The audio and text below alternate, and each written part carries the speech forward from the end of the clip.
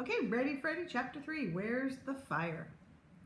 When my alarm went off the next morning, I jumped out of bed and started yelling, "Fire! Fire!" My sister Susie ran into my room. "What are you talking about, Shark Breath? There's no fire here." I blinked and looked around. "Oh, sorry," I said. "I was dreaming that I was a firefighter, and when my alarm went off, I thought it was the alarm at the fire station."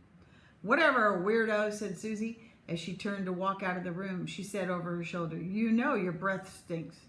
Your girlfriend Jessie won't want to kiss you if your breath smells like that." There he is, jumping out of bed. "First of all, she's not my girlfriend. And second of all, my breath doesn't stink. You stink," I yelled after her. I wish today was already over. I thought, I really don't want to go on this field trip. My thoughts were interrupted by my mom, who walked into my room. "What's going on up here? I thought I heard some yelling." "Nothing." Just then Susie barged in again with her toothbrush hanging out of her mouth. "Freddie dreamt he was some big brave firefighter," she said, laughing. "Why are you laughing?" asked my mom. "Because that's the funniest thing I ever heard." "No, it's not," said my mom. "Freddie is very brave, and one day he might just grow up to be a firefighter, right, Freddie?" Yeah, right," I mumbled. Oh, if she only knew. How could I ever be a firefighter if I was too afraid to slide down the pole? "Maybe in his dreams," said Susie, accidentally spitting toothpaste out of her mouth. "Susie, you need to be nicer to your brother. Now please go back to the bathroom and finish brushing your teeth in there. I really don't want you spitting toothpaste on the rug."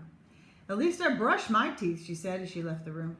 "Now, Freddie," said my mom, "you've got to get a move on. You don't want to be late to school and miss your field trip." Oh, yes, I do, I thought. "Hurry up and get dressed and come downstairs for breakfast. I made you a special firefighter's breakfast. I want to see you in the kitchen in 10 minutes.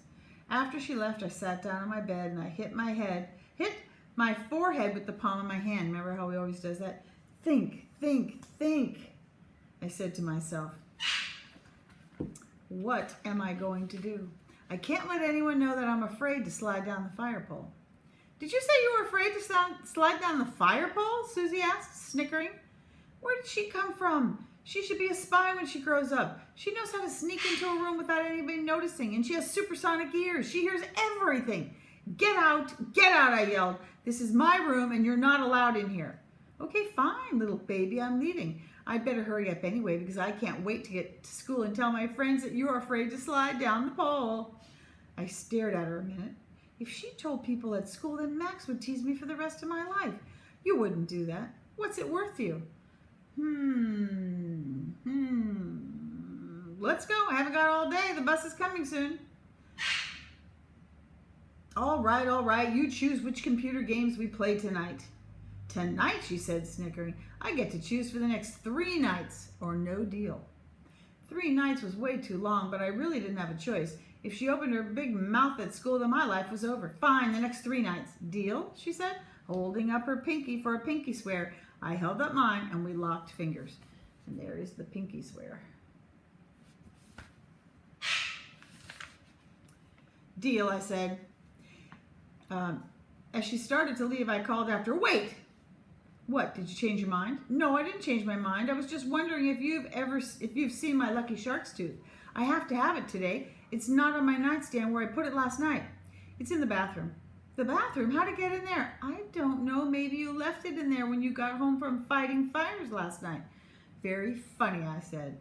I followed Susie into the bathroom. "Here it is," she said, handing it to me. "Thanks. You're the best sister in the whole world," I said, giving her a hug. "I know," she said, smiling. "Now let go of me and brush your teeth. Your breath stinks. There's a reason I call you Shark Breath, you know." And there he is giving his sister the best sister hug. Chapter 4, Doomed. When we got to school, we put our backpacks away and Mrs. Wishy told us all to line up. "Line up?" said Chloe. "What for?" "To go to lunch, bubblehead," said Max. "Lunch? But we just got here." "Is she for real?" Robbie whispered to me. "We're going to the fire station, ding dong," said Max. "But I just don't understand," Chloe whined. "Why are we lining up now? I don't see a bus outside." Then Mrs. Wishy walked over. "We don't need a bus, Chloe." "Why not?" "Because we're walking." "Walking? Nobody told me that. I can't walk that far in my brand new pink satin ballet slippers." "First of all," said Mrs. Wishy, "it's only 3 blocks. And second of all, I did write it in the note to your parents that you should wear comfortable walking shoes." What am I going to do now? Chloe whimpered. I have a suggestion, said Mrs. Wishy.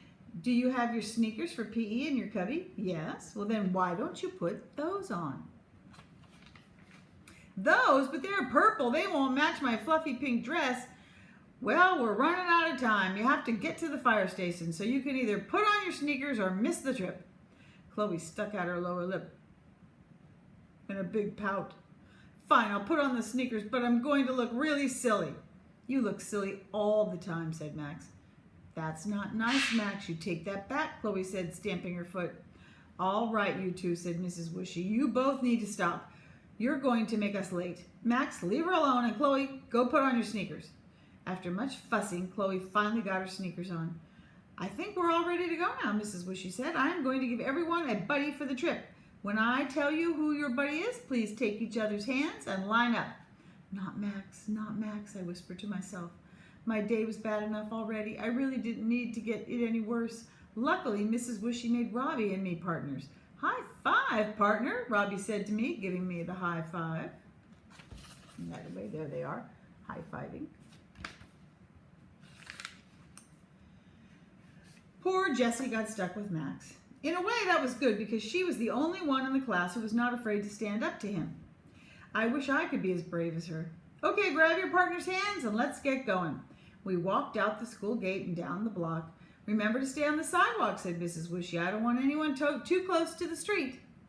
So as we walked, Robbie and I started to talk. So, said Robbie, how are you feeling today, Freddie? Oh, I don't know. Are you still too afraid to slide down the fire pole? He whispered. Just then our conversation was interrupted by Max. Did I just hear you say little baby Freddie is too afraid to slide down the fire pole? Great, just great, I thought. How did Max hear that? Now the whole class knows. But before I could say anything, Jessie said, of course Robbie didn't say that. Why would Robbie say that? Freddie would never be afraid to slide down the fire pole. Right, Freddie?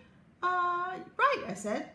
In fact, said Jessie, I bet Freddie can slide down quicker than you. Yeah, right, Max said, snickering. I doubt it. Oh, we'll see, said Jessie, smiling. We continued to walk down the street, and I could feel the knot in my stomach getting bigger and bigger as we got closer and closer to the fire station. I'm doomed, I whispered to myself. What? Asked Robbie. Like I told you yesterday, I'm doomed. No, you're not, said Robbie. You probably won't even get picked, so you should stop worrying about it. I just have this bad feeling that I will get picked, and then I'll have to do it, because Jessie just told the whole class that I am not a fraidy cat. I think I'm going to throw up. Just then I heard Mrs. Wishy's voice from the front of the line. Here we are at the fire station. Isn't it exciting? Let's go in and meet Captain Ken. All right, next time be Chapter 5 called Station 1.